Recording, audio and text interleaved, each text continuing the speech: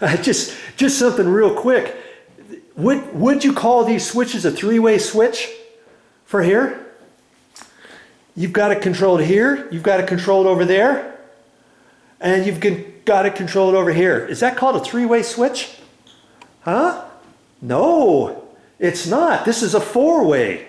These switches would be called a four-way. So when you go to the store, if you had a problem with one of these, you can't just get a three-way switch and put in there, I don't think. I think you have to get one that's called a four-way switch. And you can get that at the store, and that's for 3 different locations. Isn't that kind of funny? I don't know why they do that. If you had something controlled one here and one over there, and that's all, wouldn't that be called a two-way switch? No, it's called a three-way switch.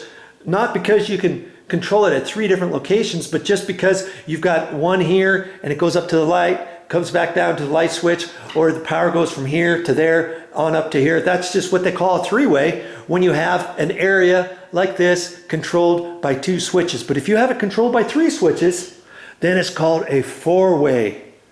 Okay? Remember that. Well, that's all I got for this time.